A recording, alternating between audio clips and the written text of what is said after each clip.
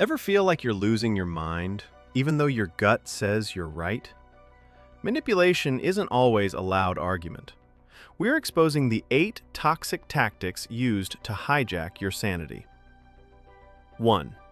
Gaslighting, the war on reality. Gaslighting is a systematic attempt to erode your faith in your own judgment. It starts with small, micro-denials like, "I never said that," or "You're imagining things." Over time, these denials form a psychological fog. The goal is to make the manipulator your only source of truth. When you express hurt, they label you crazy or too sensitive, shifting the focus from their behavior to your perceived instability. This disqualifies your feelings by framing them as symptoms of a mental defect rather than a valid reaction to mistreatment. How to reclaim your power. Stop trying to win the argument.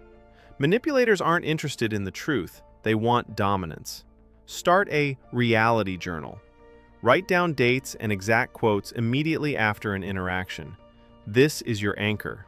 Your reality is not up for negotiation, and you don't need their permission to believe your own eyes.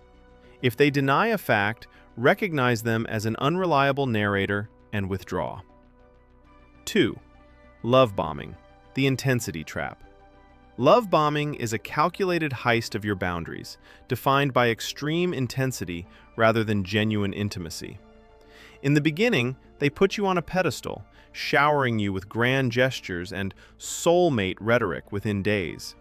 They fill the holes in your heart only to create a debt of devotion. This bypasses your natural defenses, making you ignore red flags like possessiveness. Once you are hooked, the devaluation phase begins. They withdraw, leaving you desperate to fix yourself to win back the perfect version of them from the first week. How to reclaim your power. Healthy relationships simmer, they don't flash fry. If someone pushes for forever before they know your last name, slow down. Set a small boundary, like taking a night for yourself, and watch their reaction. A healthy person respects your space. A love bomber views it as a personal attack. Real love has a pace. Control has a rush. 3. Guilt tripping, the invisible invoice. Guilt tripping turns kindness into a debt you can never repay. It's rarely a direct demand. Instead, it's a heavy sigh or a reminder of all I've sacrificed for you. It weaponizes your empathy, making self-preservation feel like betrayal. These professional victims pivot any concern you raise back to their own struggles. They want you to believe that being a good person requires sacrificing your mental health to satisfy their needs. You end up constantly auditioning for their approval, trying to prove you aren't selfish. How to reclaim your power. Distinguish between genuine guilt and manufactured obligation. Genuine guilt happens when you violate your own values. Manufactured obligation happens when you violate their expectations. When they pull the sacrifice card, acknowledge the past but keep it separate from the present. Say, "I appreciate what you did then, but I cannot do this now." You can be a kind person and still say no. 4. Triangulation, divide and conquer. Triangulation brings a third party into a two-person conflict to make you feel outnumbered. They might use a friend or a phantom crowd. Everyone else thinks you're being difficult. By creating a team against you, they invalidate your voice without addressing your actual points. This strategy avoids accountability and fosters deep insecurity. It keeps you busy competing with the third party for the manipulator's favor, rather than focusing on the manipulator's toxic behavior. It turns potential allies into enemies through hearsay and manufactured drama. How to reclaim your power. Pull the triangle apart. Don't attack the third party. That fuels the drama. Insist on direct, one-on-one communication. Say, "If you have a problem, talk to me, not them. I won't discuss what everyone thinks. I only care what you have to say to my face." By refusing to engage with the outside noise, you force the manipulator back into the direct conflict they are trying to avoid. 5. The White Knight, the hero complex. The White Knight looks like your biggest supporter, but thrives on your vulnerability. They often save you from problems they subtly encouraged or helped create. They don't want you to heal. They want you to stay just broken enough to keep them necessary. They may discourage professional help, claiming only they truly understand you.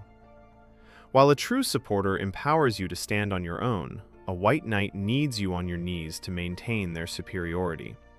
Their love is a transaction. They provide rescue, and you provide total compliance. How to reclaim your power. Look for the empowerment gap. Does their help make you feel more capable or more dependent?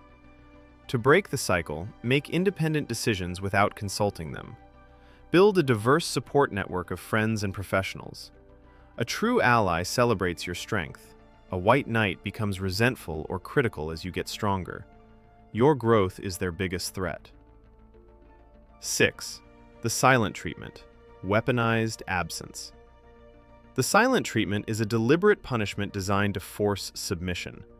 By refusing to speak or acknowledge you, the manipulator asserts total control over the relationship's safety. The goal is to make the silence so anxiety-inducing that you crack, apologize for things you didn't do, and beg for a resolution. It is a form of emotional abandonment that trains you to walk on eggshells.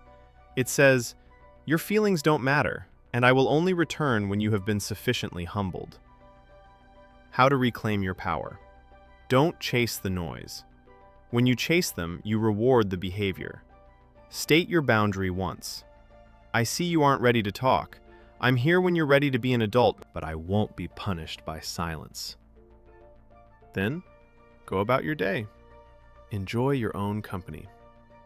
When they see their silence doesn't control your mood, the tactic loses its power.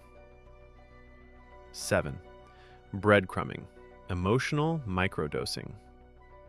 Breadcrumbing is giving just enough attention to keep you interested, but never enough to build a real connection. It's the "thinking of you" text after a week of silence, or vague promises of "getting together soon" that never happen.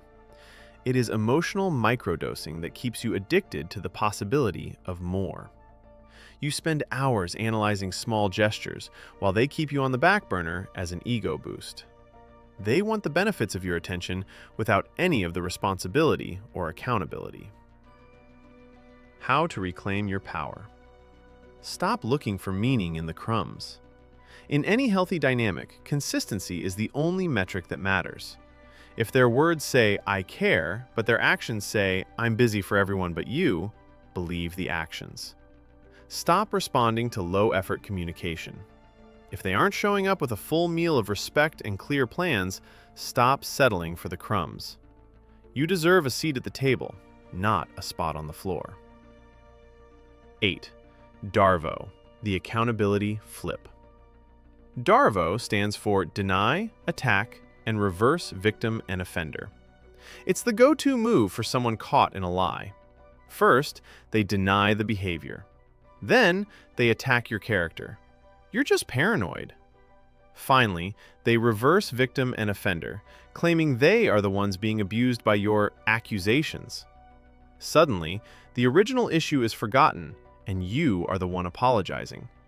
It's a total hijacking of the conversation that leaves the victim drained and guilty for even speaking up. How to reclaim your power. Stay on the original track. When you see DARVO, recognize it as a smokescreen. Don't defend your character or apologize for your tone. Simply say, "My character isn't the issue. We are talking about, are you willing to address that, or should we end this?" Accountability feels like an attack, only to those who aren't ready to take it. Don't let them flip the script. The moment you recognize these patterns, the spell starts to break. Manipulation thrives in the dark. Once you shine a light on it, it loses its power. You aren't hard to love or too much. You've just been navigating a map that someone else was trying to fold. Which of these have you seen in your own life?